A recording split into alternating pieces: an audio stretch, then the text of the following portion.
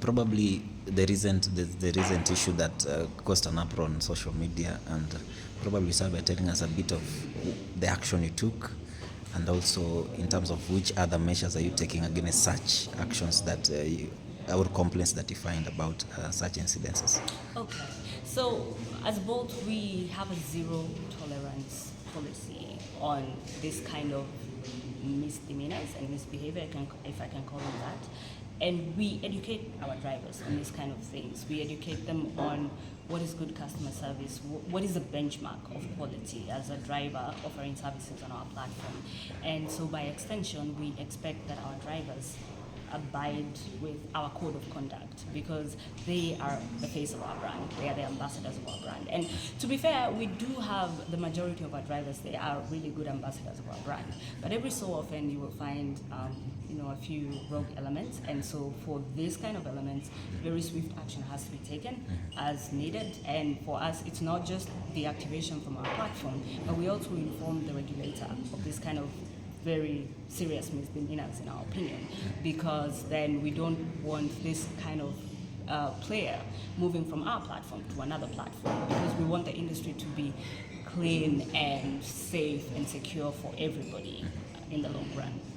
What percentage of the market do you control, and also can you blame that for your name always being At the risk of sounding full of ourselves, Yes. we from our own research and other credible spaces, we are the largest, or maybe one of the largest, but really the largest player, at least right now in Kenya.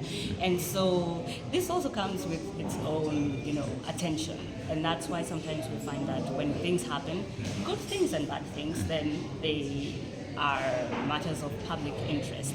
And so we take it in stride, and we're always looking, because we keep saying as an organization we're growing and evolving, and we are looking to becoming bigger and better over time so that we can continue to be active players in this economy, to provide more employment opportunities, to provide seamless services to our passengers. And so we take what we learn as we interact with people. And we're looking forward to the times when all we'll be saying is good things and good information about Bolt on the platform. But yes, to your point, the bigger you are, the more attention you get, both positive and negative. Any numbers on just how much of the market you control? Taxi-wise, driver-wise, how does it look like? I'm hesitating, as you can see, to give actual numbers, but I can tell you in terms of size, in terms of number of rides, we do have the majority. And I can tell you right now, with our couriers and our drivers, we probably have about 50,000 drivers on our platform. So, if you do the math, then you can see roughly what business size that we have. What seems to be the hullabaloo that was around you and the renewal of licenses, given all the other players were renewing the licenses around the same time? Why were you picked on? Why Bolt and not anyone else? Why was there hullabaloo around Bolt's renewal of the license and not anyone else? So there are several theories that have been floated as to why Bolts. I will stick to my theory, and it kind of ties to what we were talking about previously.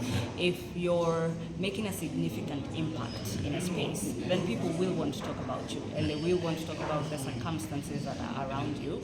And so from our end, we think it's a lot about that, because in all fairness and to be objective, this process we went through, several other players in the industry went through. But to your point, it was only Bolt that was highlighted. And so for me, actually, it's very flattering, because it means that people are actively watching what Bolt does, and people probably are looking at how we do what we do, and maybe they want to emulate or be a part of what we do, or how we do what we do. So it's not necessarily a bad thing that people are paying attention, but that's my theory of why the hullabaloo. It's just people are watching both.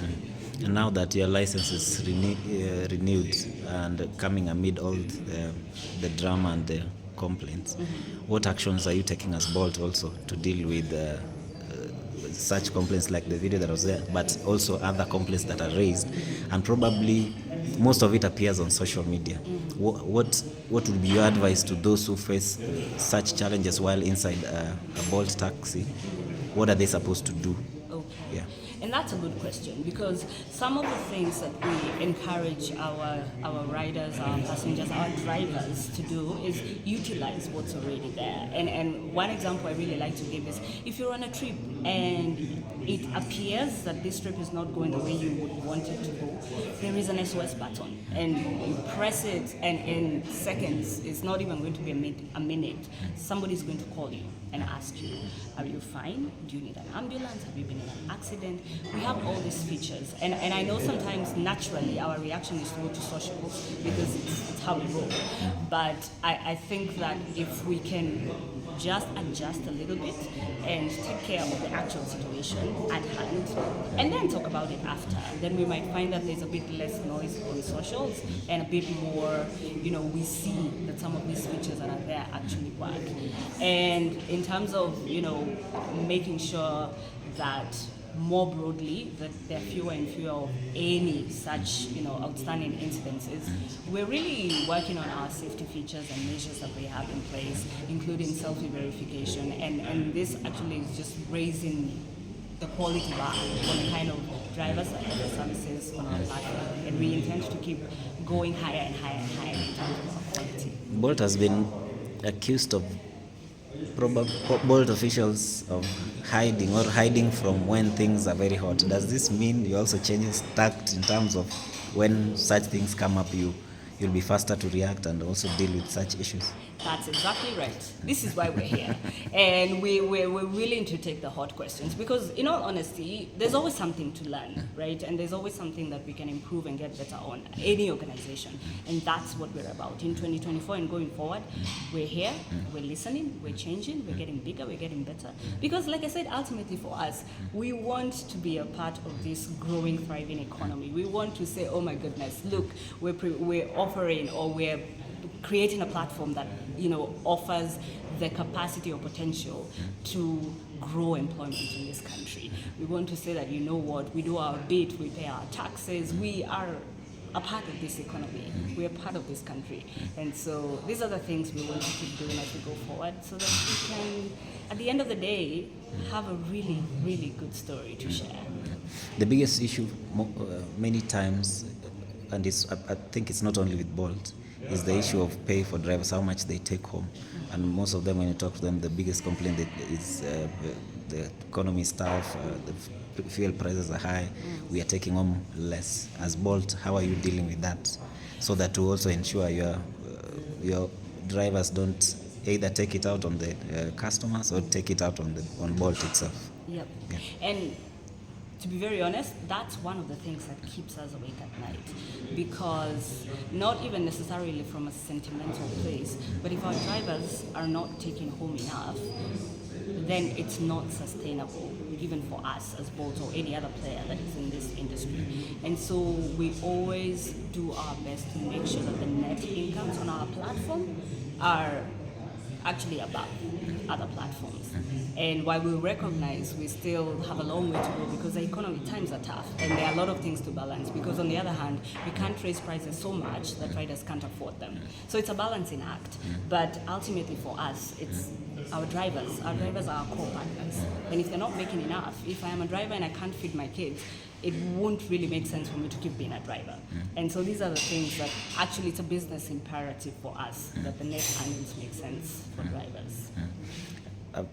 Maybe the final question Yes. is around some people raise issues about the quality of cars that Bolt accepts. Is that a concern that you have, or maybe you are considering against?